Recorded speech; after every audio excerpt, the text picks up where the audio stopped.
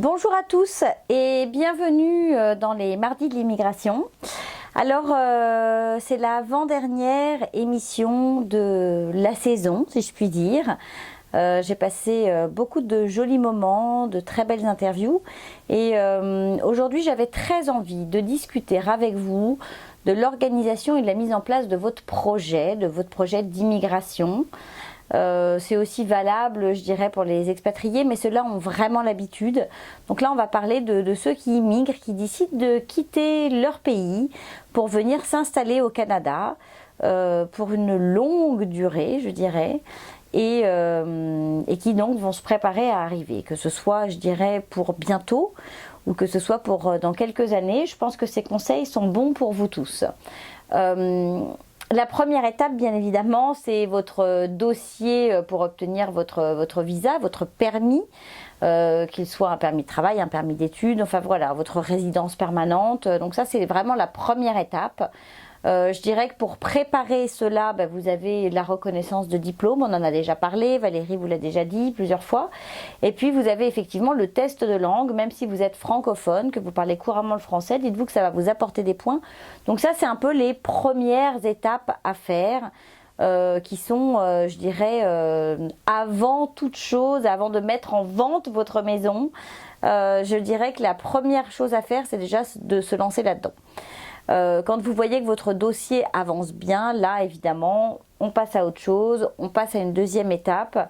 Vous pouvez, si vous habitez effectivement dans des lieux où les mises en vente sont assez longues, les process sont assez longs, vous pouvez, une fois que vous avez lancé vraiment votre dossier d'immigration, vous dire que vous mettez en vente et accélérer un petit peu les choses de ce côté-là.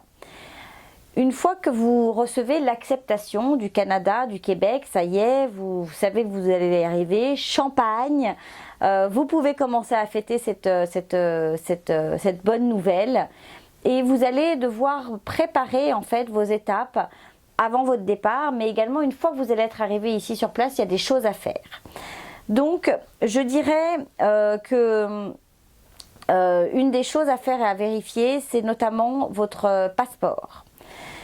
Vous allez avoir pas mal de documents en fait qui vont dépendre de la date de validité de votre passeport.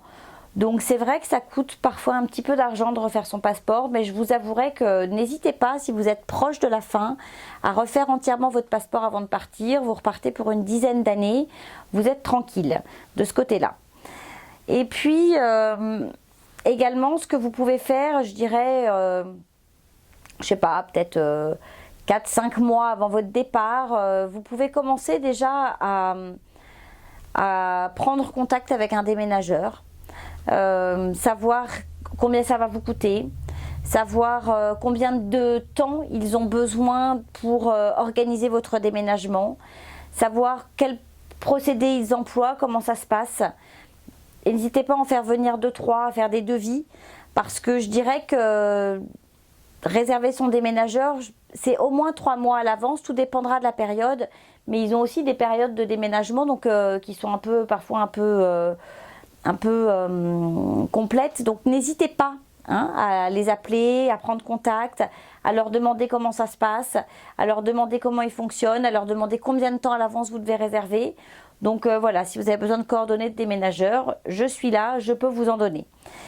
Et puis je dirais 3 mois avant votre départ, quand vraiment vous allez, je dirais, un peu avant de faire les cartons, je vous conseille de faire un peu le tri, de faire un peu de rangement et puis de prendre la décision de quels sont les objets que vous allez garder et quels sont les objets dont vous allez vous débarrasser. Vous débarrasser, ça ne veut pas dire les mettre à la poubelle, vous débarrasser, ça veut dire organiser des ventes. Vous pouvez aussi organiser tout un espace chez vous, faire venir des amis, organisé comme une espèce de vente de garage, si je puis dire. Donc voilà, ou sinon n'hésitez pas à mettre des petites annonces sur des sites tels que Le Bon Coin, à utiliser aussi les réseaux sociaux. Facebook fonctionne bien, le bouche à oreille. Donc voilà, ça c'est important. Je vous le rappelle, les électroménagers, c'est pas la peine de les apporter ici. Alors moi j'ai quand même apporté mon Thermomix. C'est sûr qu'il y a des appareils, des électroménagers dont on ne se sépare pas. Mais en tous les cas, voilà, le réfrigérateur ne fonctionnera pas ici, votre four ne fonctionnera pas ici. Et puis généralement quand vous louez ou même quand vous achetez, les électros sont laissés, d'accord? Donc pas de panique, tout ça vous le vendez. Alors bien sûr vous ne le vendez pas 3 mois à l'avance, mais en tous les cas voilà, commencez à organiser un peu, à savoir ce que vous allez mettre en place, qu'est-ce que vous allez vendre. Donc voilà, et puis ensuite je dirais que la deuxième étape, bien sûr si vous êtes en location actuellement et que donc vous quittez votre appartement, n'oubliez pas que vous allez devoir vous annoncer votre départ à votre propriétaire. Regardez bien les délais. En général, les délais, c'est, je dirais, entre 1 mois à 3 mois, tout dépend de votre bail. Donc ça, c'est important d'y penser. Et puis également, je pense que c'est pas mal aussi d'en parler à votre employeur, qu'il soit averti, qu'il ait le temps de se retourner, qu'il ait le temps de remplacer votre poste. Ça, c'est des choses, bon, voilà, c'est si vous êtes entrepreneur et que vous allez recréer votre société ici, c'est différent. Mais bon, voilà, n'hésitez pas à en parler en tous les cas, dans le terme de votre emploi, de dire que vous allez partir, d'annoncer votre départ.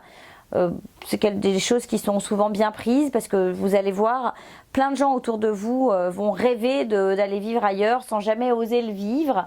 Donc voilà, n'hésitez pas à en parler. En tous les cas, si vous le sentez, n'hésitez pas à le faire.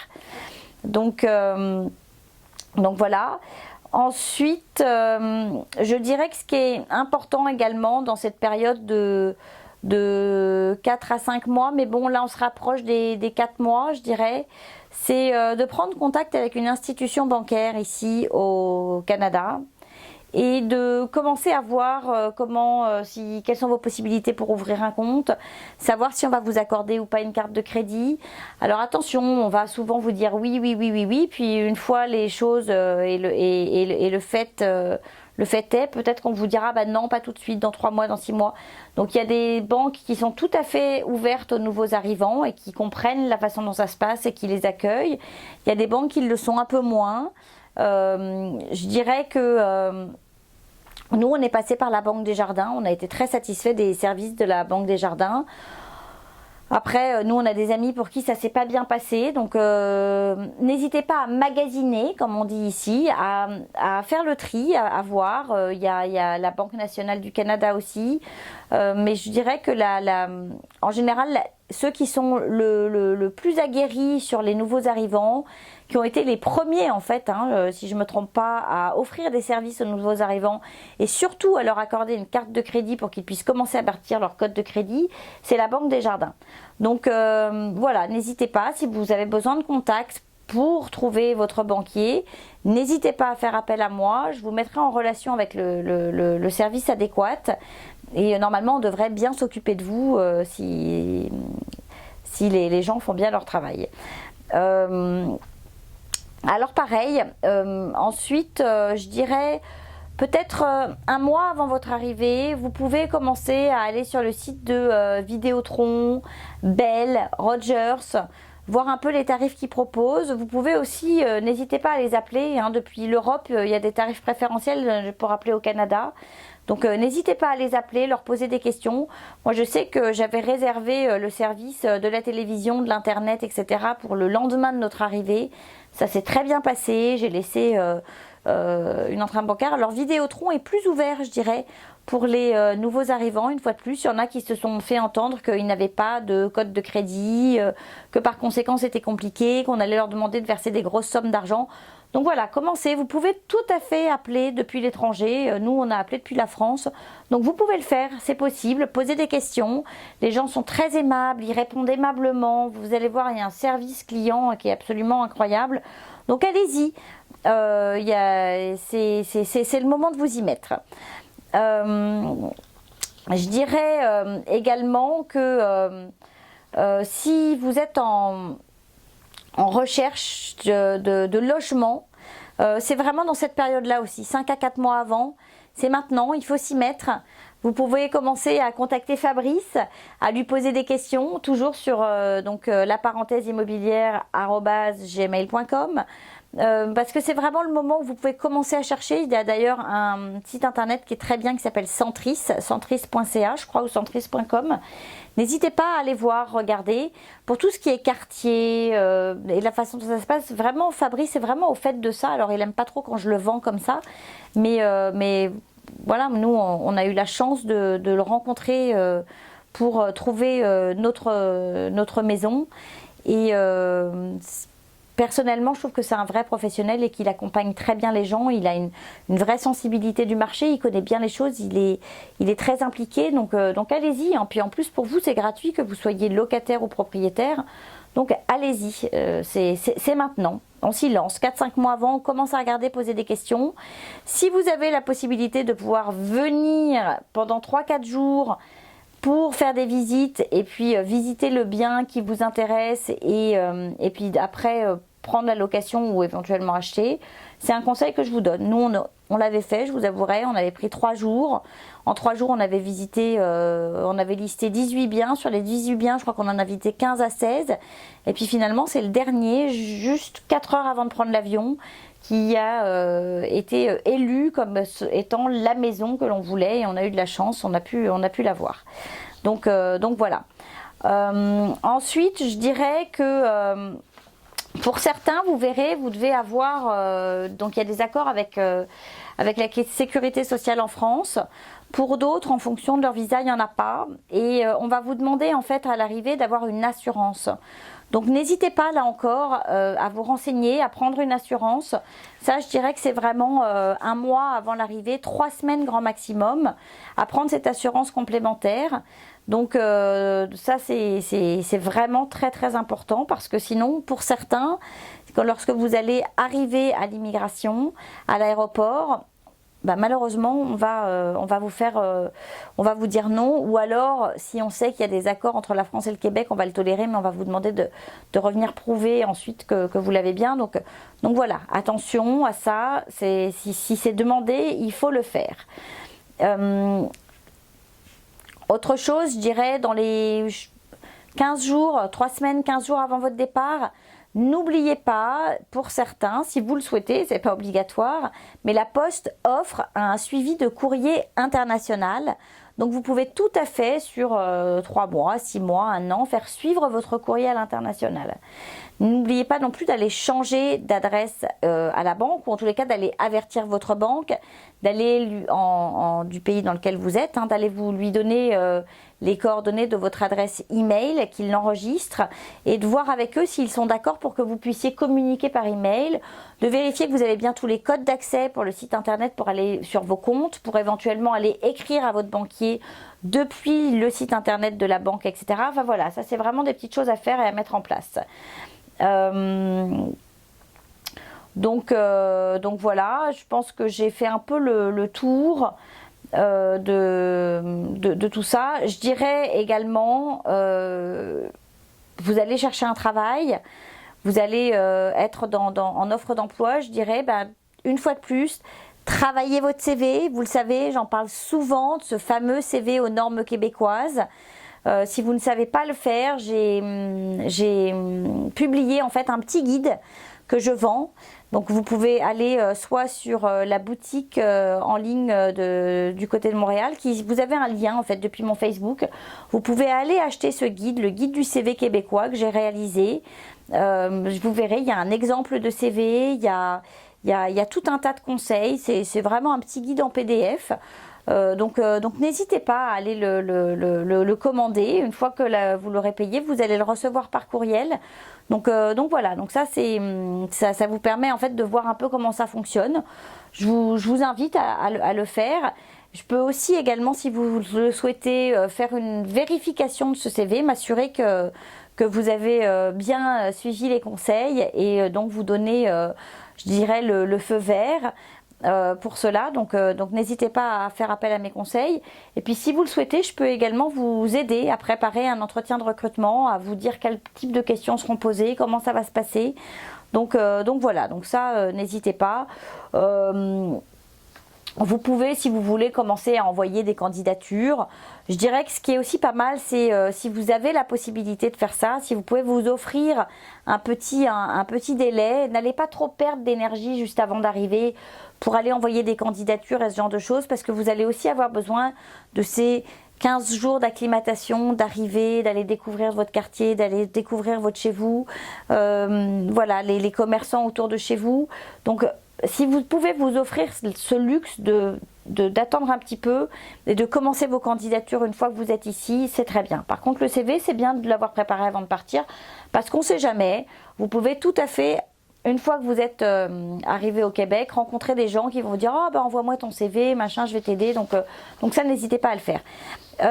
Ensuite, vous avez je dirais les démarches à faire une fois que vous arrivez ici au Québec. Et pour moi, une des plus grandes démarches, et je vous l'ai déjà dit, je le dis souvent, allez vous faire une carte d'affaires. Vous allez chez Bureau en Gros, ou alors il y a des sites internet qui le proposent.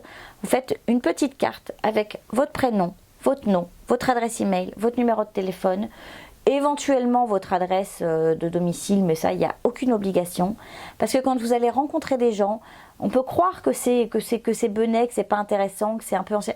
Donnez des cartes d'affaires. Il n'y a pas que LinkedIn, il n'y a pas que Facebook, il n'y a pas que les réseaux sociaux. Les gens aiment bien. Et surtout, n'hésitez pas à la faire recto verso, parce que quand les gens vont la poser, si elles la posent à l'envers, malheureusement, ils auront un carton blanc, ils ne se rappelleront pas de vous. Donc n'hésitez pas à la faire à votre goût, comme vous êtes, avec vos couleurs. Elle peut être sobre, comme elle peut être flyée. Il faut qu'elle soit à votre image, en fait. Donc ça, n'hésitez pas à le faire. Je pense que c'est vraiment important. Une fois arrivé, je dirais que laissez-vous 1 ou 2 jours, mais quelque chose de très important à faire, c'est votre numéro d'assurance sociale, ce qu'on appelle le NAS. Le NAS vous sera demandé dans beaucoup de domaines, notamment dans l'emploi. Lorsqu'on va vous embaucher, on va vous demander votre NAS. C'est vraiment la priorité, c'est ça. La deuxième priorité, c'est d'aller faire votre permis de conduire québécois. Alors, il y a quelques exceptions pour certaines personnes. On va dire qu'un étudiant a le droit de ne pas avoir son permis québécois. Il peut garder son permis français. Si vous êtes d'un pays étranger et que votre permis est écrit dans une autre langue que le français, je vous conseille d'avoir un permis international. Par contre, si votre permis est en français, ce n'est pas la peine d'aller faire un permis international puisqu'il est déjà écrit en langue française, que vous êtes au Québec. Maintenant, si vous allez vous installer à l'extérieur du Québec, dans une province anglophone, peut-être que là, le permis international peut être intéressant pour vous, mais si vous vous installez au Québec, on parle français. Si votre permis de conduire est écrit en français, ce n'est pas la peine d'aller le faire traduire. C'est inscrit sur le site, effectivement, de l'immigration du Québec, mais il y a vraiment cette nuance. Le permis international, c'est pour ceux qui ont un permis qui est écrit dans une autre langue que le français. S'il est en français, il n'y a pas de problème. Voilà, c'est pas la peine d'aller le faire. Maintenant, si vous voulez le faire, allez-y. Mais en tous les cas, voilà, une fois que vous arrivez ici, attention, passé 6 mois, vous devez avoir un permis de conduire québécois. Vous n'avez pas besoin d'aller repasser, on ne va pas vous demander des cours, mais par contre, vous avez besoin d'aller vous inscrire et d'avoir ce fameux permis québécois. Sauf pour les étudiants qui, le temps de leurs études, peuvent garder leur permis de conduire du pays duquel ils viennent. Ensuite, qu'est-ce qui se passe? Je dirais que ce qui est important, c'est d'aller vous inscrire à la RAMQ. La RAMQ, donc ça on essaye de le faire dans les 1 semaine à 10 jours une fois que vous êtes arrivé, parce qu'après il y a un petit délai de carence. La RAMQ, donc c'est la carte soleil, l'assurance santé, voilà, qui va vous permettre en fait en cas de soucis de santé de pouvoir bénéficier du remboursement notamment si vous allez à l'hôpital, d'une hospitalisation, etc. Donc ça, c'est des choses à mettre en place. Bien sûr, pour certains d'entre vous, vous n'avez pas le droit et l'accès à cette fameuse RAMQ. Donc pas de souci, ce ne sera pas pour vous, mais par contre vous aurez votre assurance complémentaire, votre mutuelle je dirais, donc vous aurez déjà cette couverture santé. Pour ceux qui ne l'ont pas, pour ceux qui ont le droit d'avoir la couverture santé du Québec, donc la RAMQ, allez-y, il y a des centres pour cela. C'est assez rapide, vous verrez, il y a un accueil sympathique. N'hésitez pas aussi à poser des questions et à demander comment ça fonctionne et qu'est-ce que ça rembourse. Donc voilà, donc ça c'est un peu les premières choses à faire à l'arrivée. Bien sûr, vous allez devoir rencontrer votre banquier. Si vous avez ouvert un compte un petit peu à l'avance, bon bah voilà, c'est une rencontre informelle, mais quand même nécessaire parce qu'ils vont vous demander votre NAS, ils vont vous demander une copie de votre permis de résidence au Canada, donc ça va être un permis fermé ou un permis ouvert, ça va être une résidence permanente ou ça va être un permis de travail, etc. Donc ça, ils en ont besoin de ces documents. Et puis également, je dirais, dans ces premiers 15 jours après l'arrivée, il y a l'inscription des enfants à l'école, si vous avez des enfants. Donc n'oubliez pas qu'il faut passer par la commission scolaire de Montréal. Alors, pas si vous mettez vos enfants en système scolaire français, là c'est différent. Moi, j'ai pas mis mes enfants en système scolaire français, donc je connais pas très bien les tactiques. Donc, il suffit en fait de prendre contact avec ces écoles qui sont ici à Montréal, Marie de France et Stanislas. Mais en tous les cas, pour les autres, si ce ne sont pas des écoles privées, si vous mettez vos enfants dans le public, il faut passer par la commission scolaire de Montréal. Et là, à nouveau, on va vous redemander votre NAS, donc votre numéro d'assurance sociale. Et à nouveau, on va vous demander votre permis, ici, le visa avec lequel vous êtes arrivé. Ils vont faire des photocopies. Donc, n'hésitez pas à avoir préparé, bien sûr, les bulletins de vos enfants, etc. Donc, voilà, il y a tout un tas de documents dont vous allez avoir besoin. Et une fois que vous êtes passé par la commission scolaire, vous allez aller à l'école du quartier dont vous dépendez et vous allez pouvoir inscrire votre enfant. Donc ça fait partie des choses à faire dans les 15 premiers jours. Donc voilà, donc je pense que j'ai fait un peu le tour de ce qu'il y avait à faire. Et puis une fois que vous êtes là, plein de belles choses vous attendent, plein de belles aventures que vous allez découvrir. Donc voilà, donc je pense que c'est un peu toutes ces petites étapes. Donc vous pouvez réécouter plusieurs fois cette petite, je dirais, capsule dans laquelle je vous donne toutes ces informations pour en prendre note et les inscrire. Cette semaine, en fait, je reçois Adriana. Adriana est arrivée de Roumanie il y a maintenant un an ou presque un an. Elle a, vous verrez, elle a une proche de la cinquantaine, voire peut-être un peu plus de la cinquantaine, je ne sais pas exactement, entre 50 et 60 ans. Donc c'est très courageux d'entamer cette démarche. Et Adriana, en fait, a fait des études de droit, des études d'économie. Et elle a eu des postes de direction importants. Et aujourd'hui, elle doit bien sûr trouver un emploi. Vous allez écouter dans cette interview son côté positif, vraiment cette énergie qu'elle a. Et il y a une phrase que j'aime beaucoup, beaucoup, beaucoup chez Adriana, qui est de transformer toutes les choses négatives en défis. Je vous retrouve tout de suite après la pause, bien sûr, avec Valérie. À tout de suite. Conseil de pro vous est présenté par Valérie Flatt, consultante réglementée en immigration canadienne. Bonjour Valérie. Bonjour Géraldine. Alors, on continue avec nos questions. Très bien. Voilà. Maintenant, c'est une habitude hebdomadaire. C'est ça. Avant de changer, on changera peut-être la semaine prochaine ou à la rentrée. Mais non, écoute, là, j'ai quelques questions. Oui. Alors, c'est plein de petites questions qu'on a plus ou moins déjà traitées, qui sont... mais voilà, c'est des questions qui viennent... Voilà, c'est un pêle-mêle méli-mélo. C'est pas sur un sujet spécifique. C'est plein de petites questions différentes. Tu auras droit à quelques jokers si jamais j'ai mal sélectionné. Mais... On va me donner des cartes. C'est ça. Mais normalement, j'ai essayé de... Parce qu'il y a des questions auxquelles c'est pas la peine de répondre. Enfin, on peut y répondre, mais c'est pas, ça concerne pas le visa ou le permis. Okay. Donc voilà. On va voir ce qu'on peut faire. Alors, la première question, c'est une personne qui demande si c'est pas trop tard d'immigrer quand on a 40 ans. Oh, on est encore jeune à 40 ans. Tu m'aurais dit 60 ans. J'en ai eu un ce matin, il m'a demandé à 73 ans. Je dis, là, à 73 ans, ça fait. Ça commence à faire un peu tard. 40 ans, on a encore la vie devant soi. C'est ça. La vie devant soi. Les Québécois travaillent tard. Hein. Oui, et puis ici, vous n'êtes pas du tout jugé pour votre âge en plus. Donc, je dirais que non, l'âge en fait, ça dépend ce que vous venez faire. C'est sûr, si vous mettez sur le futur, le Mon Projet Québec qui va devenir la déclaration d'intérêt, au niveau points pour l'âge, vous n'allez pas en recevoir beaucoup. C'est ça. Vous allez être un peu discriminé au niveau de l'âge.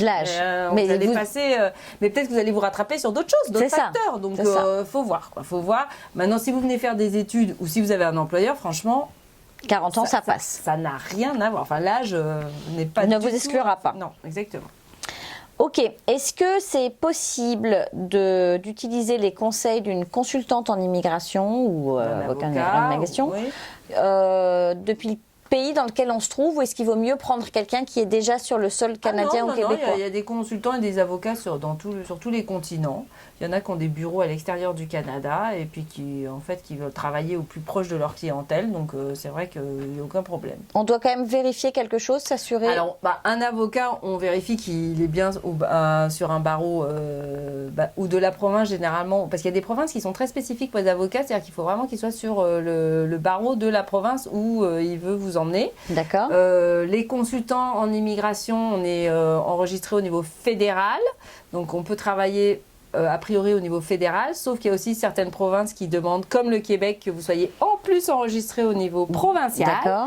Donc tout ça, c'est à vous de le vérifier si votre consultant, votre avocat peut en fait vous représenter dans vos démarches. C'est ça, Suivant il la a le droit province. d'habiter à l'étranger dans un autre pays, mais il faut par qu'il soit contre, enregistré à différents C'est ça. niveaux fédéral fédéral et provincial. Et ça, on le trouve sur le site du gouvernement, il y a la CIC, liste. Il y a CIC, il y a le MIDI qui, de plus en plus, ils le rendent de plus en plus simple. Et puis nous, les consultants, on vient de lancer un site web qui s'appelle...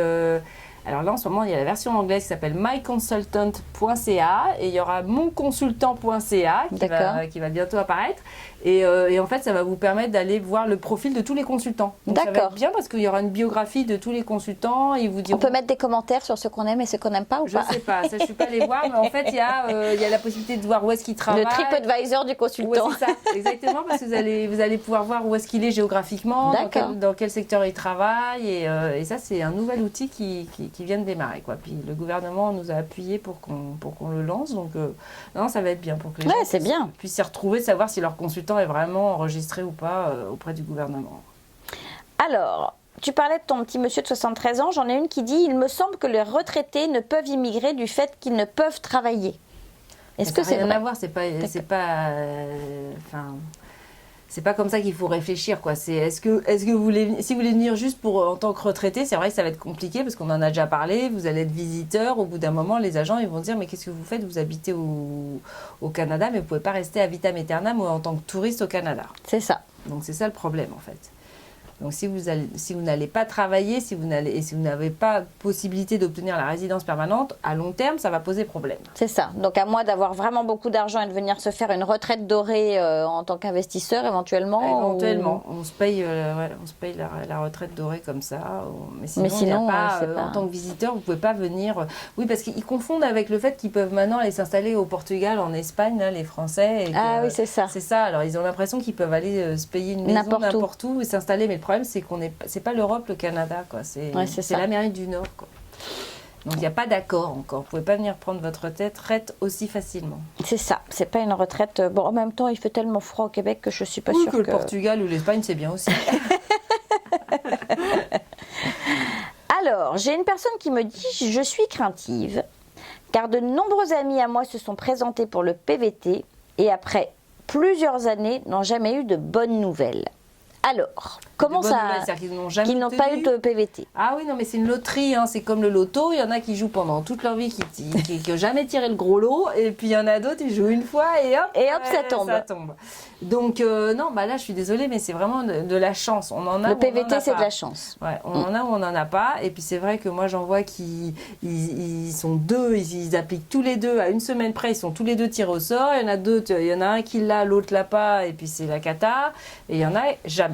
Mais s'il y en a un qui l'a et l'autre l'a pas, ils peuvent quand même venir. Espoir, on en avait parlé. Oui, il y en a un qui vient, et puis s'il trouve un métier dans un niveau de compétence 0 A ou B, et ben du coup, le conjoint aura droit à un permis de travail. Au bout de quelques temps, c'est ça, un permis de travail. 3 fiches de paye. Donc oui, c'est 3 fiches de paye. 3 fiches de paye, donc ça va, il y a quand même espoir. Je leur dis, il ne faut pas non plus trop pleurer, il faut venir et puis essayer de travailler c'est ça. Dans un métier qui gagne.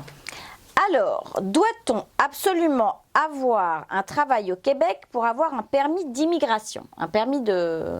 Ouais, là c'est un peu... Les bons termes, c'est un peu mélangé. C'est ça, mais c'est pas grave. C'est justement pour ça que je la prends, pour que tu nous remettes les termes dans... C'était quoi la question? Doit-on avoir absolument un travail au Québec pour avoir le permis d'immigration?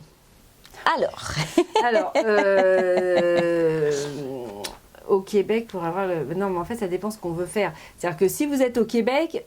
forcément pour profiter du programme de l'expérience québécoise, il faut effectivement avoir travaillé. Donc, à un moment ou à un autre, vous avez obtenu un permis de travail, ça c'est sûr. D'accord. Et si on est à l'étranger, on peut trouver un travail depuis l'étranger, mais de toute façon, il faudra avoir un permis de travail pour pouvoir. Maintenant, si vous voulez obtenir tout de suite la résidence permanente depuis l'étranger, c'est Mon Projet Québec ou le futur déclaration d'intérêt. D'ailleurs, on a la date de la déclaration d'intérêt ? Toujours pas. Les rumeurs disent que ça va être plutôt, ça sent plutôt l'automne. Ah, donc ce serait plus fin juillet. Ça serait plus surtout 1er août, quoi. Ah. Ça serait plutôt octobre. Mais ce sont des rumeurs de couloir, donc... c'est ça. Chacun envoie ses espions et il y a des espions plus ou moins bons. Je pense qu'à la rentrée, on y verra plus clair. On a les élections qui arrivent, donc ça va peut-être se faire après les élections. C'est ça. En plus, il y a les élections, donc il y a notre ministre qui veut plus... qui arrête, arrête. Donc, je suis très triste. Il y a plein de choses qui vont changer et entre-temps, je vais essayer de vous tenir informé sur ma page Facebook. Dès que j'ai des nouvelles, je vais les poster. Donc on va suivre VF Immigration. Même l'été, je vais essayer de poster le maximum d'informations au fur et à mesure qu'elles tombent parce que c'est sûr que ça va bouger durant l'été finalement. C'est ça. Oui, c'est vrai que c'est un peu une triste nouvelle, mais on a eu un super ministre de l'immigration qui est arrivé en octobre l'année dernière, enfin octobre 2017. Et qui rend son chapeau. C'est ça. Il tire la révérence, il dit merci beaucoup, mais non. Ouais, après c'est un ministère un peu dur. Ouais, puis sa femme est malade, j'ai compris. Enfin, voilà, pour des raisons personnelles en tous les cas. Donc on est triste parce qu'il était dynamique, il était bien. Il était bien. Super. Sans faire de politique, c'était un bon ministre. Alors, visa étudiant. Oui. Est-ce qu'on peut chercher du travail ? On y a répondu la semaine dernière, mais alors le visa étudiant, il peut étudier pendant la session, 20 heures semaine, ou temps complet pendant les sessions. Enfin, durant les vacances des sessions, entre deux sessions. Donc sachant que c'est souvent deux mois et demi. Voilà, c'est ça. Mais sinon, pendant les sessions, il ne peut travailler que 20 heures semaine. Et c'est très important de le faire parce que le jour, si vous dépassez ces 20 heures semaine, le jour où vous allez demander la résidence permanente ou même le permis de travail post-diplôme, si l'agent découvre que vous n'avez pas suivi ces restrictions, il peut vous annuler complètement et vous retournez chez vous. Bye bye. Par contre, en fin d'études, on peut commencer à chercher du travail. On peut commencer. Une fois qu'on a son permis de travail post-diplôme, d'ailleurs une fois qu'on a même envoyé sa demande de permis de travail post-diplôme, on peut travailler. Mais est-ce qu'ils peuvent le chercher pendant leurs études ? Oui, c'est bien, on peut réseauter. Il n'y a pas de problème, mais c'est de ne pas travailler. C'est ça, ne pas travailler plus de 20 heures, mais par contre, commencer à chercher, se faire connaître, se faire son réseau, il n'y a pas de souci. Il n'y a pas de problème. Voilà. Je ne sais pas si la question était posée dans ce sens-là, mais en tous les cas, on essaie de l'analyser comme ça. Voilà. Alors, combien de temps faut-il ? Le temps, c'est toujours la question. Le temps, c'est de l'argent. Bon.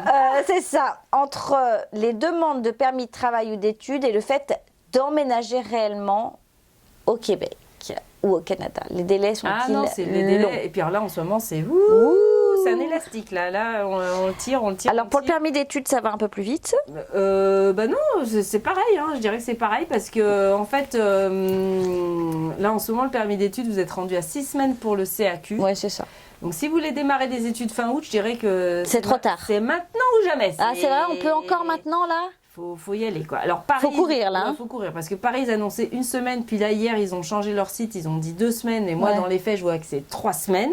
Donc ce serait plus pour janvier maintenant. Maintenant là je dirais on oublie août et on se dirige directement vers janvier. Sur janvier ou l'année prochaine. C'est ça. Ouais, et encore quand il y a des écoles très en avance. Ouais, là très en avance. Du coup vous aurez le temps de bien préparer votre projet parce que là je vois là les familles qui s'organisent pour août, c'est un peu le stress pour tout le monde. Ouais, c'est ça. On sent pour moi et pour on sent que la pression monte là. La pression monte. Donc je dirais là maintenant on commence à s'organiser pour l'année prochaine et là du coup le projet sera bien ficelé, on aura pris le temps de le faire comme il faut et puis il n'y aura pas de stress. Par contre, c'était quoi la question ? Les délais, donc c'est en gros, c'est ça va être 6 semaines de CAQ, alors qu'en mars c'était juste 3 semaines, c'est bête. Donc là, CAQ c'est 6 semaines, permis d'études 3 semaines pour Paris, mais il y a des pays où c'est 7 semaines, 8 semaines, 10 semaines. Donc par exemple le Maghreb c'est 10 semaines, donc eux ils sont out, là c'est déjà fini, les portes se ferment pour eux pour août. Donc en fait il faut vraiment regarder toujours les délais de traitement sur le site de CIC et du Midi pour voir combien de temps ils mettent. Encore que le Midi, ils disent de toute manière 4 semaines max, mais bon, On voit très bien que dans les faits, c'est pas 4 semaines max. Et puis après ça, c'est vous, savoir combien de temps, c'est ça. Il vous faut pour vous organiser, quoi. Un PVT, ça peut aller vite si vous êtes sélectionné. Un PVT, c'est très vite, en 3 semaines, ils peuvent partir. C'est ça. Eux, c'est Une très résidence permanente, c'est 3 ans. Ouais, la résidence permanente, si vous la faites de l'extérieur, il ne faut pas être trop pressé. C'est ça. Mais après ça, une fois que vous êtes ici, par contre, vous êtes ici, quoi. Voilà. Et alors, on ne bouge Donc plus. ça dépend en fait un peu, je dirais, le temps dépend un peu du permis demandé. Le permis d'études, c'est lent. Après ça, le permis de travail depuis l'extérieur, ça peut être lent aussi. C'est 8 semaines pour obtenir le CAQ et l'étude d'impact sur le marché. Et après ça, vous avez votre temps d'attente pour le permis de travail. Et en ce moment, pareil, il me semble que c'est 4 semaines, 3-4 semaines aussi. Donc les délais en fait sont très liés en fonction du processus d'immigration choisi, quoi. Alors, petite question, peut-être joker. Ok. Mon fils va commencer un CAP pâtissier, donc en France. En France, ok. Est-ce Je suis qu'il pas experte peut du venir tout. travailler au Canada? Alors, Peut-il arriver au Canada?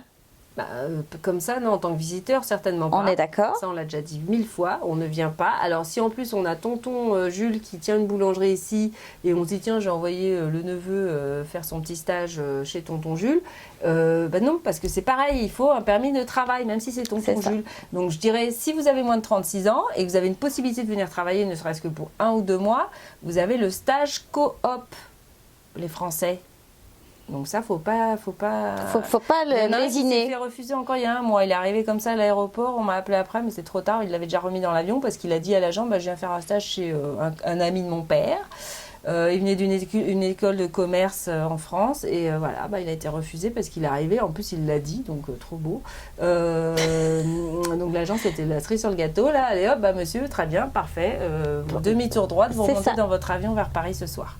Donc, non, on ne vient pas travailler sans permis de travail. Les Français, vous avez l'occasion, vous avez la chance en plus d'avoir le stage coop qui vous donne la possibilité de pouvoir venir faire un stage. Ou même jeune pro, si vous n'avez pas de stage, parce que stage coop, ça demande une convention de stage entre votre école et l'employeur, donc même jeune professionnel. Alors, jeune professionnel, généralement, c'est quand même pour quelqu'un qui a fini ses études. C'est ça, il faut avoir son diplôme en main, fini ses études, et là, on peut avoir le stage professionnel, et en quel cas, venir un pâtissier, je sais pas... Voilà. Donc, dès qu'il a fini son CAP, finalement... Alors, s'il a un stage d'études, encore mieux, parce que là, convention de stage. Et puis, s'il n'a pas de convention de stage, il attend la fin de son CAP. Et là, il demande le permis de jeune travail jeune pro. Et là, il peut venir. Et ça, c'est très rapide, c'est 3 semaines. Ah, voilà. Dans un cas comme dans l'autre, c'est 3 semaines. Et il n'y a pas de quota, je crois, sur le jeune pro. Si, il y a des quotas, mais ils ne sont jamais... oui, c'est ça, ils ne sont jamais utilisés. Donc, on est tranquille. Et le jeune pro, c'est jusqu'à 35 ans aussi? 35 ans et un jour avant son 36e anniversaire. C'est ça, 35 ans et presque 12 mois. Voilà. Et 364 jours. Ouais, c'est ça, exactement. Ok, alors, j'ai une question. Combien coûtent les démarches? Alors là, c'est peut-être un peu général, donc on va faire une réponse peut-être globale, générale, mais combien vont coûter les démarches administratives pour une famille de 4 personnes qui veut immigrer? Les démarches administratives, juste administratives. Déjà, il y a le CAQ. Il y en aura forcément un qui en aura besoin. C'est ça. C'est-à-dire que le conjoint avec le permis de travail ouvert, pas besoin de CAQ, mais les enfants et le principal qui vient étudier, par exemple. Alors, s'ils viennent, s'ils viennent tous les deux travailler, il y a peut-être des exemptions. Mais s'il y en a un qui vient étudier, c'est forcément CAQ et les enfants CAQ. Donc, c'est 112 $ par personne qui aura besoin d'un CAQ. En plus de ça, il faut prévoir les frais d'envoi parce que le CAQ, ça s'envoie par la poste. Donc, depuis la France, en recommandé, je ne sais pas combien ça coûte, mais ça doit coûter un petit 30 parce que c'est un petit paquet. Et puis, c'est au moins 30 €, on va dire, pour être à l'aise. Et après ça, vous allez payer, donc ça, vous avez le CAQ, le permis d'études, donc c'est 150 $ par permis d'études, 155 par permis de travail fermé, 255 pour le permis de travail ouvert. Donc, et plus après, si vous prenez les services d'un consultant en immigration, d'un avocat en immigration, ou les services du côté de Montréal. Voilà. Mais en gros, ça, ce seront les frais administratifs minimum que vous allez devoir payer. Et puis après, il y a le déménagement. Mais bon, ça, c'est encore il y a plein de choses qui vont s'accumuler. C'est ça. Ça coûte un petit peu d'argent. Voilà. Alors, je commence les procédures pour retrouver ma citoyenneté québécoise. Et alors pour mon fils, c'est le Québec libre. C'est ça. Déjà au Québec libre. C'est ça. C'est une citoyenneté canadienne, québécoise, ça n'existe pas. Oui, c'est vrai que cette question un peu. Alors, je commence les procédures pour retrouver ma citoyenneté québécoise et pour mon fils, puisque je suis née priori au Québec. Et j'envisage de venir à Montréal de cette façon. Qu'en pensez-vous? Donc la personne compte venir vivre à Montréal Déjà, grâce à cette citoyenneté québécoise. Enfin, canadienne, donc. C'est ça, canadienne. Elle redemande sa preuve de citoyenneté, quoi. Si elle est vraiment citoyenne canadienne, elle doit retrouver une preuve. Il y a un certificat de citoyenneté. C'est un certificat de naissance, c'est ça ou... Certificat de citoyenneté, elle doit en faire la demande au consulat en France. Donc ça met quelques mois, faut qu'elle leur fasse la demande. Et puis après, surtout qu'elle fasse la demande en même temps de savoir si son enfant est éligible. Et oui, s'il a la citoyenneté ou pas, parce qu'elle l'avait, mais elle, ça dépend comment elle l'a obtenue. Donc en fait, et puis à quelle époque, et il y a plusieurs facteurs. C'est ça. Donc en fait, c'est à elle de faire toutes les démarches auprès du consulat pour voir pour elle et son enfant en même temps. Consulat du Canada. À Paris. À Paris. Voilà. Et puis, si elle est française, je ne sais pas d'où elle vient, mais oui, d'ailleurs, n'importe quel consulat où qu'elle soit. N'importe quel consulat ou ambassade du Canada dans le pays où la personne est, quoi. Voilà. Et là, vous faites les démarches pour en fait vérifier si vous avez toujours la citoyenneté canadienne et si votre enfant y a droit. Et puis alors là, du coup, si tout le monde y a droit, vous venez en tant que Canadien, quoi. Vous demandez le passeport et là, il n'y a pas de souci. Il n'y a pas de souci. Ok. Alors, si on est sapeur-pompier volontaire. En France non, en France, okay. Là c'est en France la question. Y a-t-il moyen de l'être au Québec? Alors pour être sapeur-pompier ici, c'est une profession qui est non seulement réglementée, mais en plus vraiment très contrôlée, quoi. Donc en fait, on ne peut être pompier que si on est résident permanent ou citoyen canadien. Et on est d'accord que les sapeurs-pompiers ici, c'est professionnel, il n'y a pas de volontariat. Hein. Non, voilà. C'est ça. C'est pour ça qu'il faut être résident permanent ou citoyen. C'est ça. Bon, il faut déjà trouver les moyens de devenir résident permanent. Eh bien, écoute, je crois, Valérie, que nous avons fait le tour de l'ensemble des questions qui sont posées sur le net. C'est ça, des questions qui sont posées sur le net. Parce qu'ils sont prolifiques. Voilà, ils y vont. Ça veut dire qu'ils suivent l'émission. Ils suivent l'émission, exactement. Alors, il y a des questions qui ne sont pas pour toi, mais oui, c'est ça questionne, ça questionne. Non, mais c'est bien, et puis c'est bien parce que ça répond à des questions un peu tout le monde, finalement, se pose, donc... Au moins, on répond aux questions de tout le monde en même temps. Donc, n'hésitez pas, vous avez des questions, vous pouvez continuer à commenter et à poser vos questions. Vous voyez qu'on prend le temps d'y répondre. C'est parfait. Et puis nous, écoute, on se retrouve la semaine prochaine. Voilà. Et nous, après la pause. La parole est à vous, vous est présentée par Du Côté de Montréal, partenaire de votre immigration. Bonjour Adriana. Bonjour Géraldine. Merci d'avoir accepté de participer dans les Mardis de l'immigration. Merci pour l'invitation. Voilà. Alors j'aimerais que tu nous dises, que tu dises aux personnes qui suivent cette émission, depuis combien de temps déjà tu es arrivée au Canada et plus particulièrement au Québec? Oui, j'habite au Canada depuis 1 an et 3 mois. D'accord. Je suis arrivée l'année passée, en avril. En avril, donc il faisait encore un petit peu froid. Oui, d'accord. Très froid, c'était beaucoup de neige. Mais je suis habituée parce que je suis d'origine roumaine.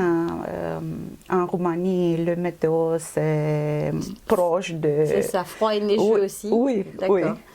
Mais l'hiver, la durée de l'hiver, c'est un peu plus courte qu'ici. Et alors, qu'est-ce qui t'a fait prendre la décision de quitter ton pays, puisque un jour tu t'es dit, je m'en vais, je pars vivre au Canada. Ça a été quoi l'élément déclencheur de tout ça? L'élément déclencheur, c'est mon mari. D'accord. Il est la raison pour laquelle je suis ici. D'accord. J'ai rencontré mon mari après 30 années et nous avons décidé de nous marier et j'ai décidé de quitter la Roumanie et de venir ici. C'était là, je crois, d'après ce que tu m'avais dit la première fois qu'on s'est rencontrés, que c'était un amour de très longue date. Oui. Vous étiez un petit peu perdu de vue. Oui, c'est ça. Et puis c'est grâce à Facebook, c'est ça que vous vous êtes retrouvés? Oui, grâce à Facebook, sur la page d'une amie commune. Tu as réalisé qu'il était toujours là? Qu'il n'était pas marié? J'ai réalisé, je suis très surprise parce que je pensais qu'il est en Australie. D'accord. Quand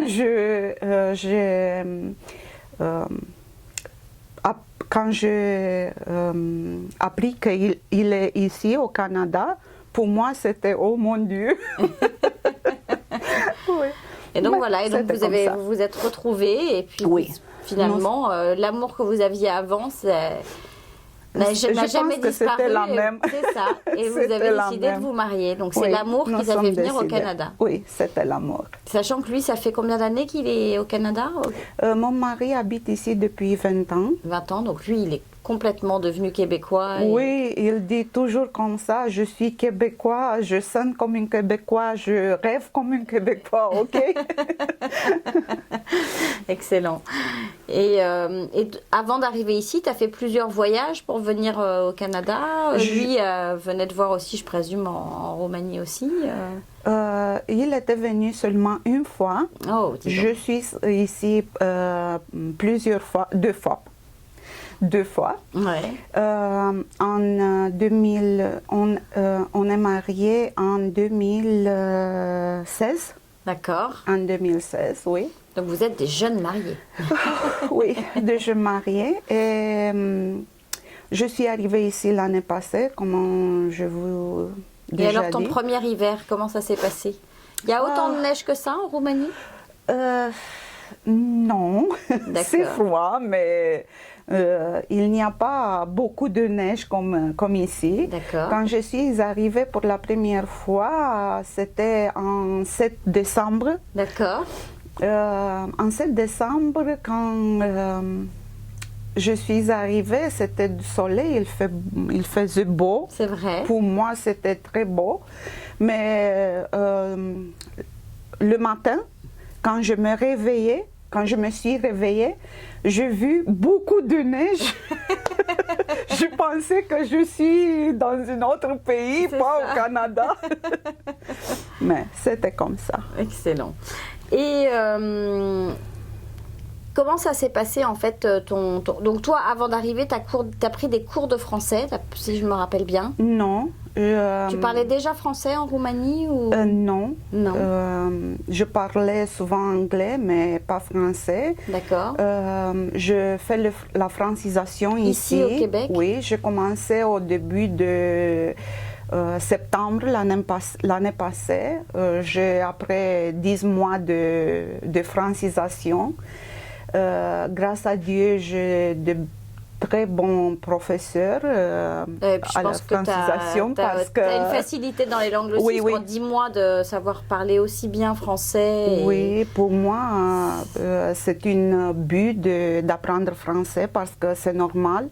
Quand tu arrives au Québec et quand tu veux habiter ici et t'habituer avec toute ta nouvelle vie, tu dois commencer à apprendre. Mais j'aime le français parce que c'est une langue proche de la langue roumaine. Oui. Oui, pour moi, c'est comme un jeu d'enfant d'apprendre français. Je dis toujours que je suis une jeune étudiante. C'est ça. À 50 ans, je suis une jeune étudiante et je vis avec joie tous mes jours. Toutes ces expériences. Oui, à l'école. J'ai d'excellents collègues. Sont mes amis maintenant, Bah oui. ça c'est normal. Et je veux le remercier beaucoup pour tout le soutien et à mes professeurs aussi. Ouais, c'est super. C'est vrai que c'est une belle expérience. Et alors toi, donc, quand tu étais en Roumanie, tu étais avocate de formation. J'ai une baccalauréat en droit et une baccalauréat en économie. D'accord. J'ai une maîtrise en droit aussi. D'accord. J'ai Et tu avais passé le barreau ici, oui. ici et oui, oui. en Roumanie aussi? Non, en Roumanie, non. Mais D'accord. ici, je fais toutes les démarches pour Devenir avocate? Pour devenir avocate, oui. D'accord. Je déposais tous mes documents au barreau du Québec. Le barreau, le personne que je trouvais là, c'était vraiment de vrais professionnels, m'ont aidé beaucoup et maintenant je dois faire une formation en droit parce que c'est normal de faire une actualisation de mes études. C'est ça. Oui, mais c'était vraiment très bien. Et les études, ça te prendrait combien d'années en fait pour pouvoir passer le barreau? Tu as une idée à peu près? Je pense qu'après de 2 ans, D'accord. après de 2 ans, je dois vivre la vie d'une étudiante à l'université. C'est ça. Je prends ça comme une chance, comme une nouvelle chance que la vie m'a donnée pour passer une vie à l'université, 2e fois. Parce que ça, c'est clair, tous d'entre nous ont leur propre chemin. Tu dois passer avec joie tout ça, parce que oui, il y a beaucoup de difficultés, la difficulté de langue, les difficultés personnelles, les difficultés familières, de santé, de l'âge, tout ça. Mais si tu peux transformer toute cette énergie négative donnée de difficultés dans une énergie positive, ça va être mieux et ça, tu peux sûr. voir la vie avec Plus de légèreté. Plus de légèreté. Et alors, qu'est-ce que tu as ressenti en fait en arrivant au Québec? Est-ce que tu as subi un petit choc culturel? Est-ce que tu as le sentiment que les cultures sont assez différentes avec l'Europe? Est-ce que... Sincèrement, je pense que oui. Parce que ici, c'est une multidiversité culturelle. Les choses sont différentes de mon pays, comme dans mon pays. La communication avec les gens, l'emploi, tout ça, tu as ressenti Oui. La culture de travail, c'est différent ici. Pour moi, c'était très difficile de trouver comment je dois faire le transfert de compétences ici, parce que, par exemple, en Roumanie, c'est plus dans un travail, les compétences pour un travail sont plus générales, tu peux faire beaucoup de choses dans ton travail. Ici, ils sont plus spécialisés. C'est ça, ils sont très spécialisés. Oui, pour moi, c'était difficile de trouver, par exemple, pour une conseillère juridique, qu'est-ce que fait une conseillère juridique ici au Québec? J'ai compris beaucoup de choses après j'ai réussi de lire les informations qui se trouvent sur le site de... Sur les annonces, en fait. Sur les annonces, sur le site de Emploi Québec ou sur le site de Barreau ou comme ça. Mais c'est difficile de... C'est ça. Est-ce qu'on t'a dit, en fait, toi, que tu avais un peu trop d'expérience pour certains postes auxquels tu as postulé? Tu t'es heurté à ce genre de... Oui. Parce que tu as quand même été à la direction tu as quand même eu des hauts postes là où tu étais en Roumanie, on est d'accord? Tu avais des fonctions... Qu'est-ce que je veux dire, c'est que... du moment que tu arrives ici, beaucoup de gens te disent vous devez commencer de début, d'à zéro. Vous devez faire ça, vous devez faire ça, je fais comme ça. Qu'est-ce que je veux dire, c'est que chacun a sa expérience, chacun a son chemin. Tu ne te peux pas comparer avec aucune autre personne parce que c'est très différent.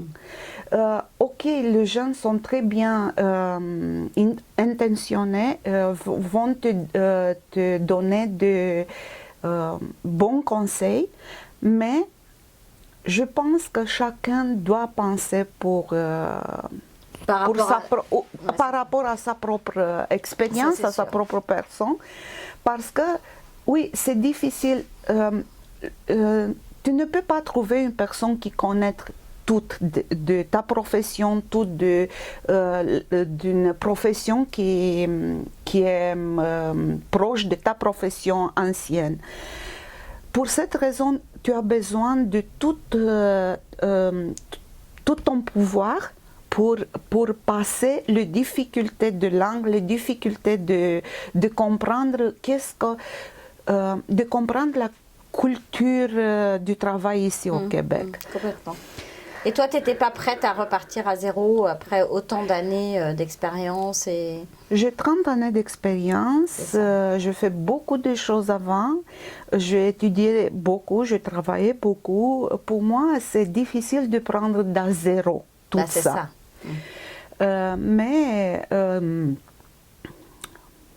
Tu avais fait en fait depuis la Roumanie au moment de... Tu es arrivée ici avec une résidence permanente toi? Oui, c'est ça. Je suis arrivée ici avec une résidence permanente. Et tu avais fait ce qu'on appelle la reconnaissance des diplômes, c'est-à-dire que tu as envoyé tous tes diplômes pour que ce j'ai envoyé tous les diplômes, tous les documents requis au ministère d'immigration pour faire l'équivalence. Je pense que ça...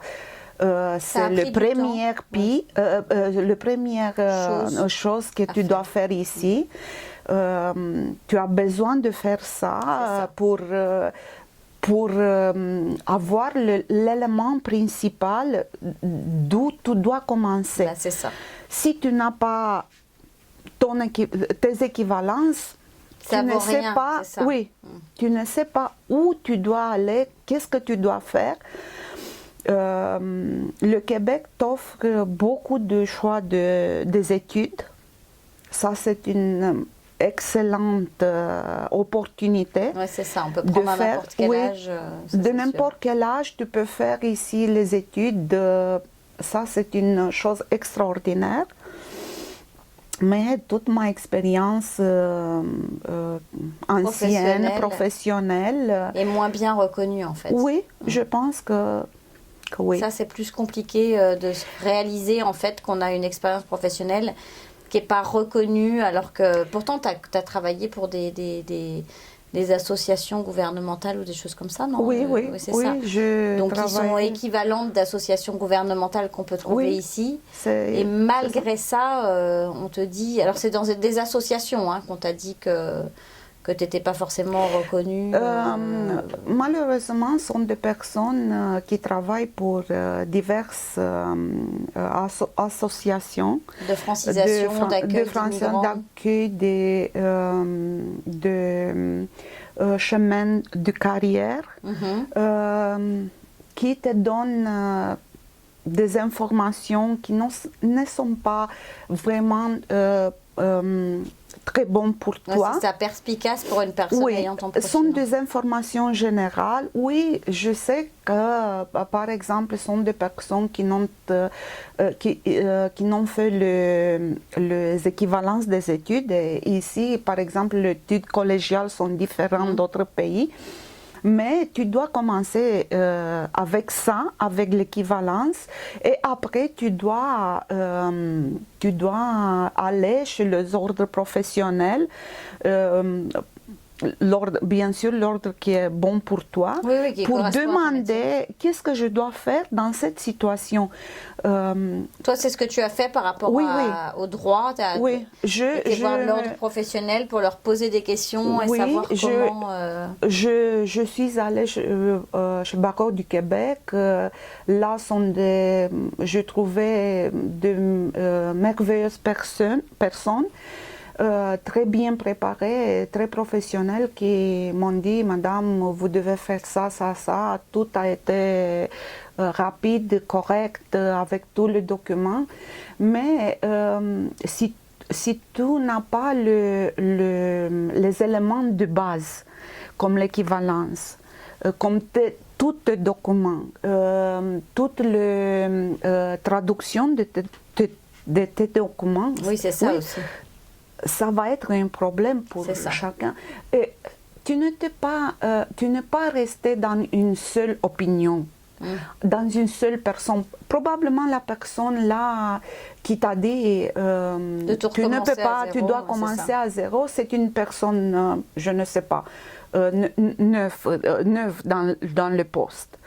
Et puis c'est certainement ce qu'on lui a dit de dire, et sans forcément aller analyser le profil. Peut-être qu'on te dirait autre chose après ailleurs. Oui, c'est ça. Donc il ne faut pas perdre espoir, tu dis, et continuer d'aller chercher d'autres perspectives et s'ouvrir peut-être à d'autres opportunités. Oui, C'est ça.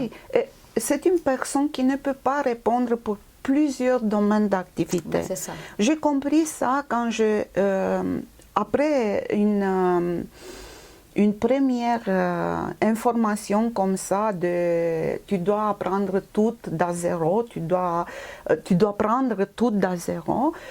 J'ai compris, oui, je dois, comme le médecin, je dois trouver une autre opinion. C'est ça. Et je fais ça et j'ai vu que sont des opinions différentes. D'ailleurs, on s'est rencontrés, nous deux, grâce au programme Interconnexion. Oui, grâce Voilà, au programme. puisque j'ai été contactée donc, par la Chambre de commerce de Montréal pour travailler un peu avec toi.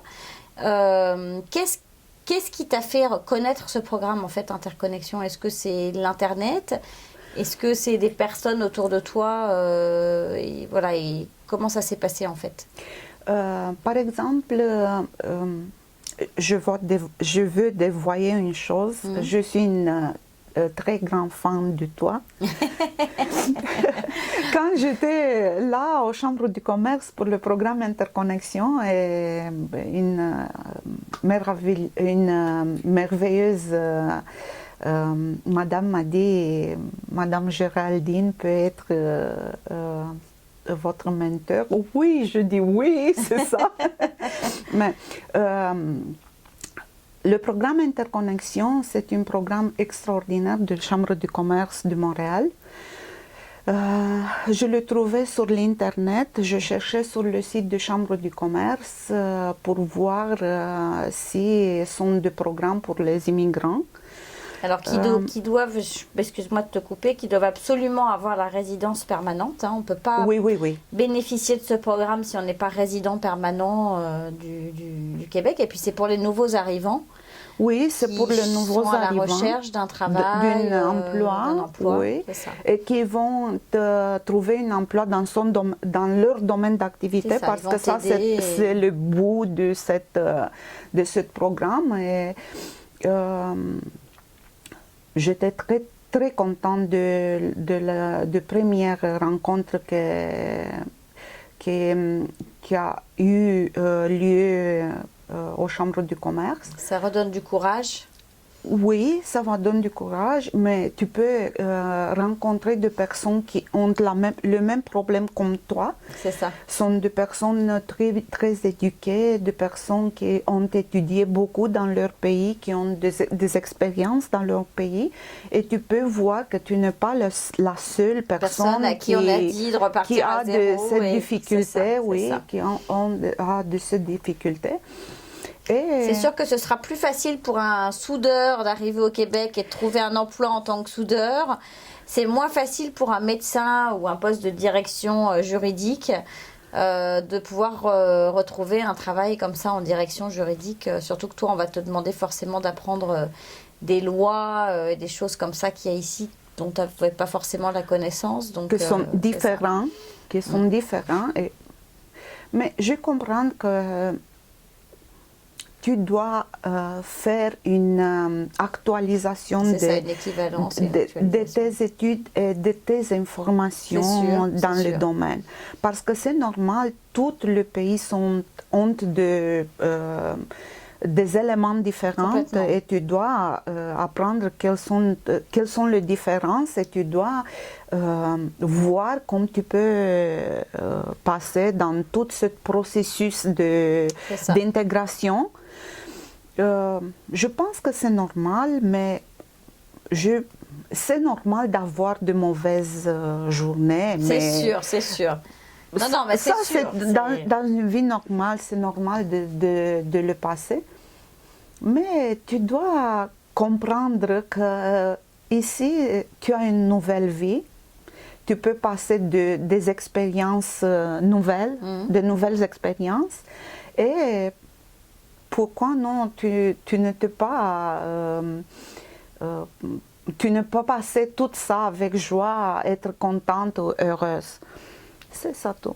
Non, mais c'est sûr que je pense que c'est un grand défi. C'est déjà très courageux d'avoir tout quitté, parce que tu as quand même quitter un joli travail, une belle fonction, pour revenir réinventer, entre guillemets, une vie ici et retrouver ton amour.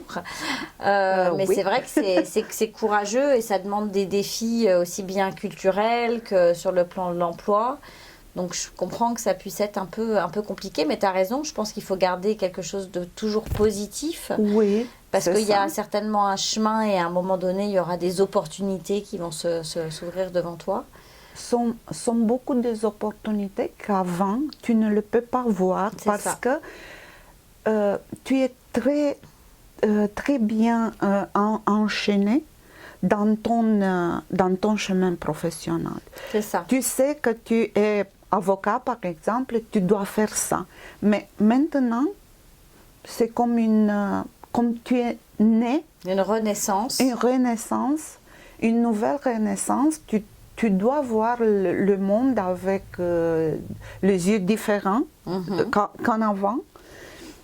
Pour cette raison, tu as besoin de force, tu as besoin d'une famille qui te soutient beaucoup, Oui. mais aussi tu as besoin de ta propre pouvoir. Ouais, c'est Pour ça, ta passer- propre force intérieure et Oui, ton énergie. pour passer tout ça. Ça, j'imagine. Et qu'est-ce que tu pourrais donner comme conseil à des gens qui, comme toi, souhaiteraient changer de pays, immigrer? Est-ce que c'est quelque chose que tu recommandes? Est-ce que tu trouves que c'est une belle expérience à vivre? Est-ce que... C'est une belle expérience à vivre, n'importe à quel âge, ça c'est sûr. Ça dépend de chacun, mais généralement c'est une belle expérience à vivre, mais tu dois t'informer très très bien avant de venir ici. Parce que si par exemple, si tu habites au Québec, si tu veux habiter au Québec, ce n'est pas la même chose qu'habiter au Toronto ou Ça, à je suis d'accord. Vancouver. Ça n'a rien à voir. Ça, c'est sûr. Avec le météo, avec la diversité culturelle, avec toutes les différences entre ton pays et Complètement. le province où tu as décidé d'arriver. Donc, c'est vrai que déjà, rien qu'au Canada, il y a des différences culturelles entre provinces. Oui, Et oui. je dirais même que même au Québec, il y a des différences culturelles entre une ville comme Montréal ou une ville comme Québec ou encore une ville comme Sherbrooke qui va être encore plus petite. Probablement. Donc c'est vrai qu'il oui. y a plusieurs défis à vivre dans ce type d'immigration. Oui, probablement, oui, mais ça c'est sûr que tu dois t'informer très très ça. bien parce que je connais des personnes qui sont informées du Canada, sont venues ici au Québec, mais Elles avaient les pas informations c'était pour, par exemple, pour Vancouver ou pour c'est ça. Toronto. C'est très très différent. Tu dois très bien cibler Le lieu où tu vas, la le province. lieu, oui, Ouais, et d'accord. tes besoins parce que ce n'est pas la même chose C'est ça. C'est pour dans ça que- tout le pays. C'est ça. Pour ça que moi je parle souvent du Québec. Et alors, parfois en général, je cite le Canada comme un pays, mais c'est vrai que le Québec est une province qui a beaucoup de choses qui sont très différentes du reste Oui. du Canada. Et chaque C'est ça. province a ses fonctions. Et ce qui est valable pour le Québec ne sera pas valable pour d'autres provinces. Donc c'est vrai que c'est important de dire ça. Oui, c'est très important. Ça, c'est un élément que d'habitude, une personne qui veut immigrer au Canada ne le prend pas très sérieux, mais c'est très important. Et alors, j'ai une autre question pour toi. Est-ce que le fait d'avoir lu et de t'être informé, est-ce que tu étais quand même préparé et donc ça t'aide à prendre du recul? Ou est-ce que le fait de vivre l'expérience, par moment, tu as quand même un peu baissé les bras en disant que c'était difficile, notamment par rapport à l'emploi est-ce que le fait d'avoir bien préparé, justement, d'avoir lu, d'avoir entendu qu'on pouvait passer par les phases par lesquelles tu es passé, est-ce que ça t'a vraiment aidé? Est-ce que c'est quelque chose où tu te dis au quotidien qu'il y a d'autres personnes qui vivent la même expérience que toi? Tu dois être sûr que ce sont des personnes qui vivent la même expérience ou qui ont le même problème comme toi. C'est rassurant. Oui. Mais quand tu peux les rencontrer, tu peux parler avec de tous ces problèmes. Tu réalises que tu n'es pas unique, oui, en fait. tu réalises que ce n'est pas un problème grave, c'est un problème général, c'est un problème que tout le monde le rencontrer. Et ce sont plutôt des personnes assez qualifiées qui ont vraiment, voilà, Malheureusement, je pense que oui. Ouais, c'est ça. Parce que c'est difficile quand tu as beaucoup d'expérience, quand tu as travaillé dans ton domaine d'activité, de changer à 100% toute ta vie professionnelle. On te demande de tout effacer, 30 années d'expérience, oui. de repartir à zéro. C'est vrai que c'est un défi. C'est difficile, mais comme je dis avant, tu dois commencer avec parfois, pied par pied, tout ton chemin d'équivalence, tout ton chemin d'actualisation des études. C'est ça. Parce que tu peux trouver de bonnes solutions pour toi. C'est ça. Si tu veux changer... rester un peu ouvert, en fait, à des opportunités. Et accepter, en fait, certains défis, pas forcément de repartir à zéro, mais de se dire que avec les diplômes que vous avez ou l'expérience que vous pouvez avoir en arrivant ici peut nous aider à faire retrouver autre chose et peut-être une autre voie. C'est ça. C'est difficile, mais tu peux le faire. Ça, c'est plus important. C'est ça. Rien, ce n'est pas facile dans cette vie. Ça, c'est très clair. C'est sûr. Non, mais ça, c'est sûr. Ça, c'est très clair. Et puis, c'est vrai que parfois, financièrement, il y a aussi des gens qui vont accepter n'importe quel travail qui va être vraiment en dessous de ce qu'ils étaient parce qu'ils ne peuvent pas forcément s'offrir du temps.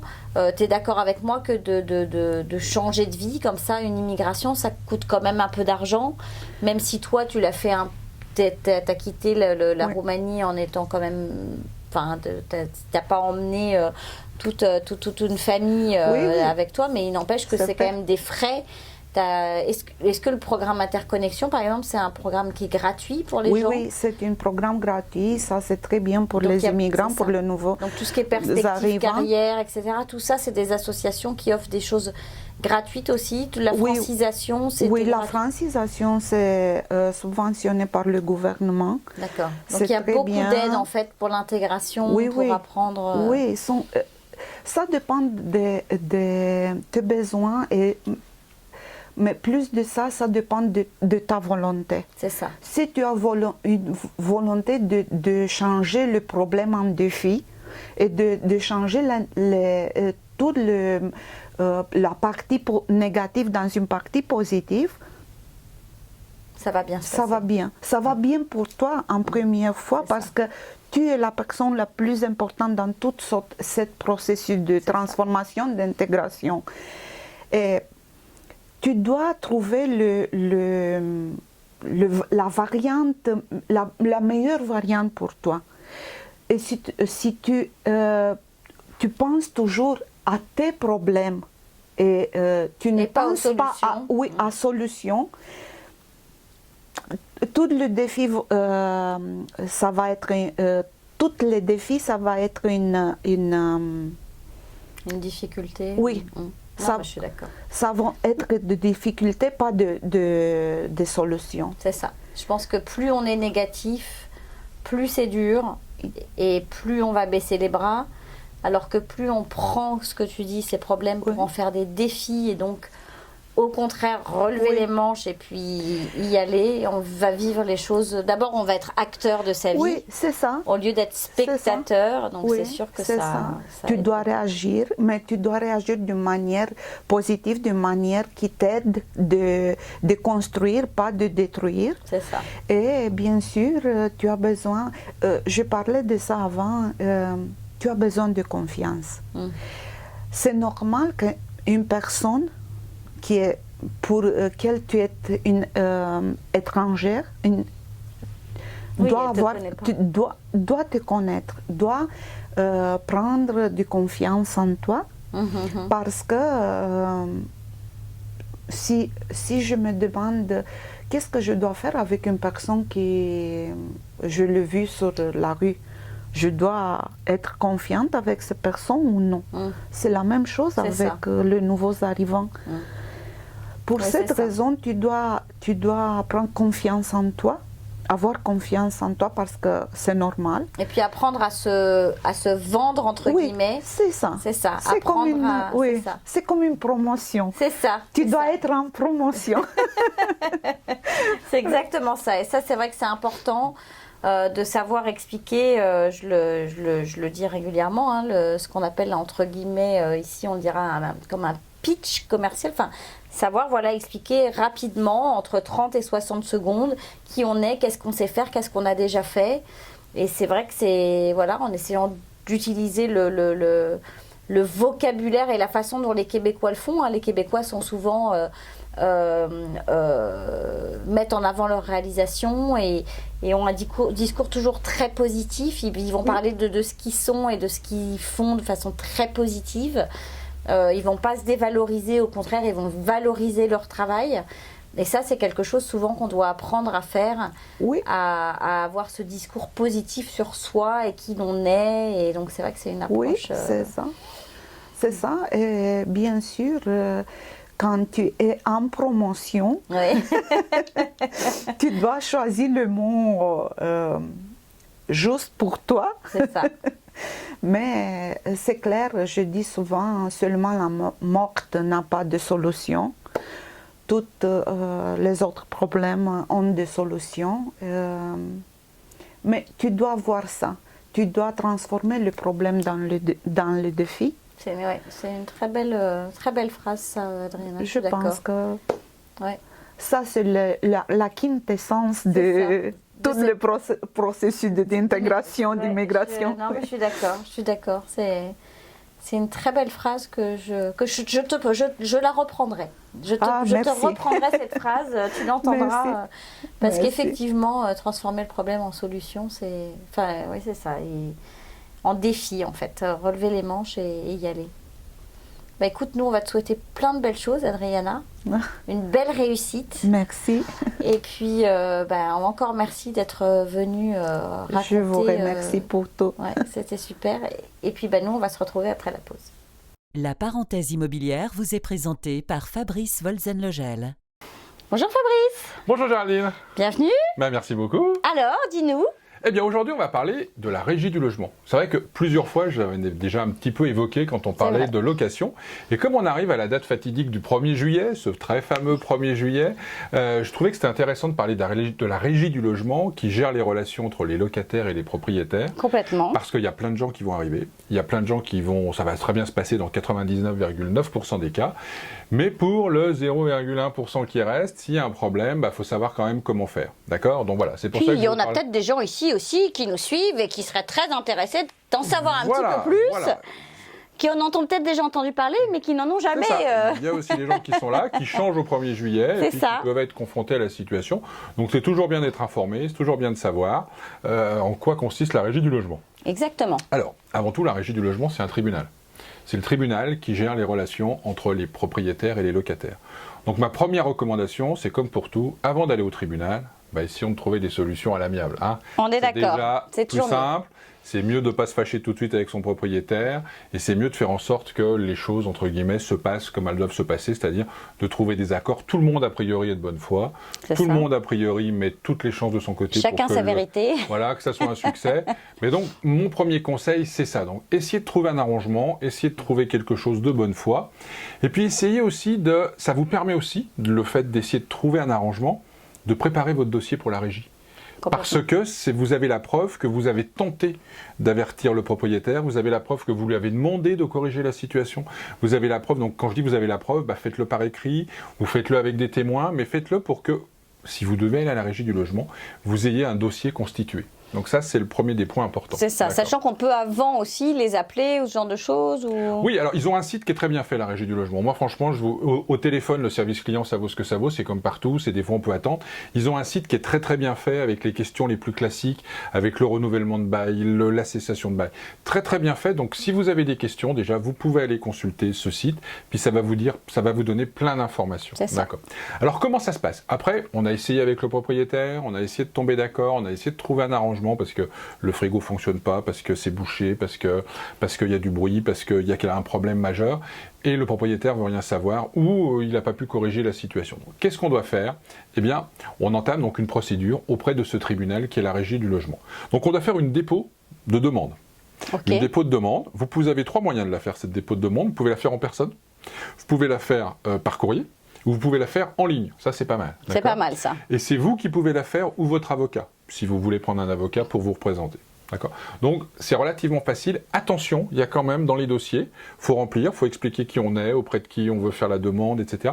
Il y a des petites subtilités sur demandeur, défendeur. C'est ça, il y a Et le locateur, le voilà, locataire, attention de bien aux petits remplir, mots, hein, parce c'est que ça. sinon, quand le dossier arrive et qu'il est examiné, il est retoqué, entre guillemets, en disant non, c'est pas clair, et donc il faut recommencer, et donc vous allez perdre du temps. C'est ça. Donc, soyez vigilants, faites-vous conseiller, faites-vous aider. Je dirais que faites-vous aider par votre agent si vous en avez un en amont, et si ça ne marche pas, faites-vous aider par votre agent à ce moment-là pour qu'il vous donne au moins les bonnes informations et que votre dossier soit, entre guillemets, clairement constitué.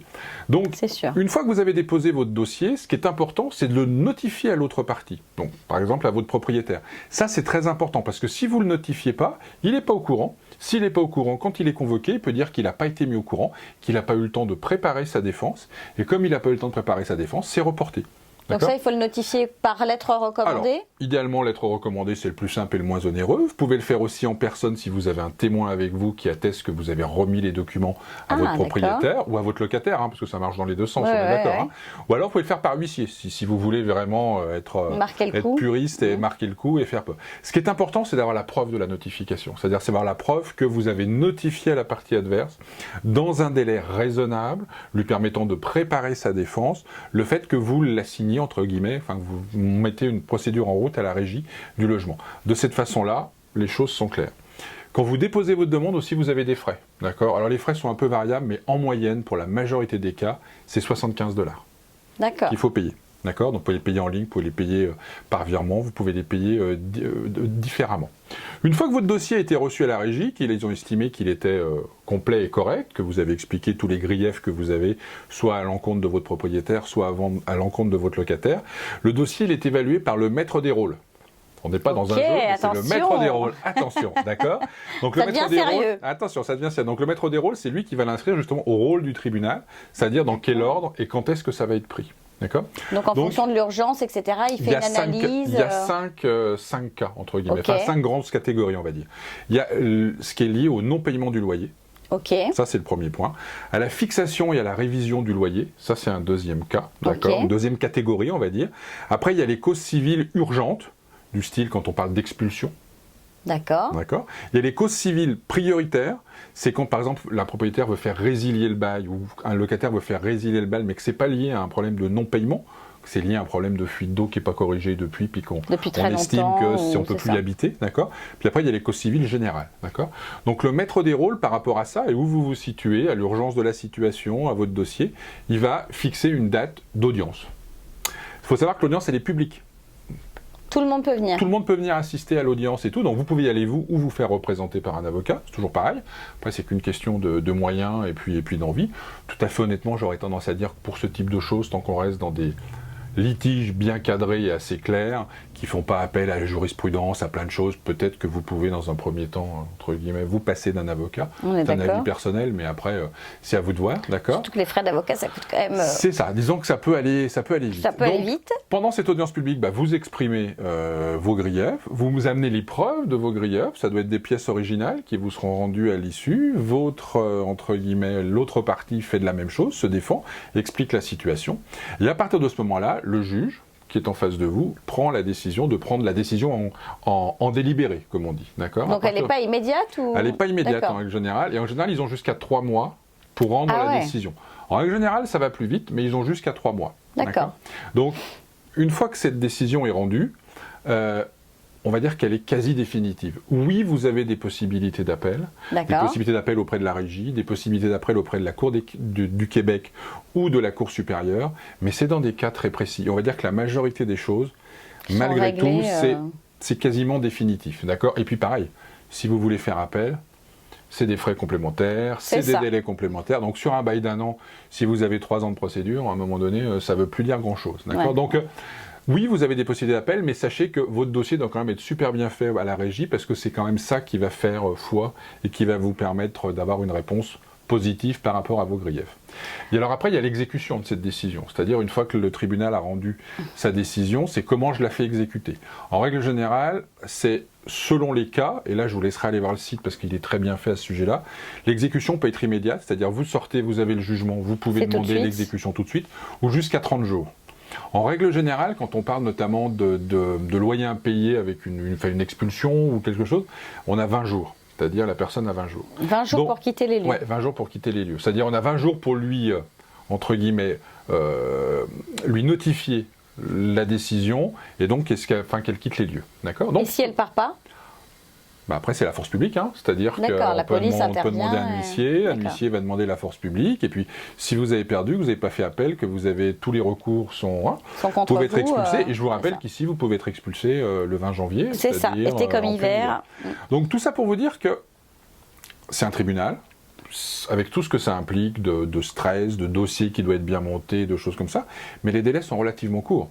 Je veux dire, en Europe, on a l'habitude qu'un litige puisse prendre 3 ans avant de se régler. Ici, on va dire qu'entre 3 et 5 mois, le litige est réglé et que les choses sont faites. Et ça peut aller beaucoup plus vite si vous avez un gros problème de, je veux dire une bêtise, mais de chauffage par exemple en hiver, et qu'il faut le régler très vite, ça peut être en référé, ça peut aller beaucoup plus vite. D'accord.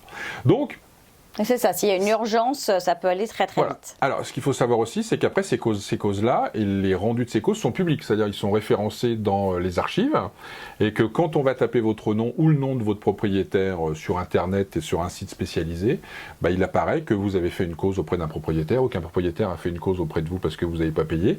Et donc, tout ça est public. Donc, ça vient entacher votre crédibilité en termes de locataire ou de propriétaire. Donc, c'est important, d'accord ?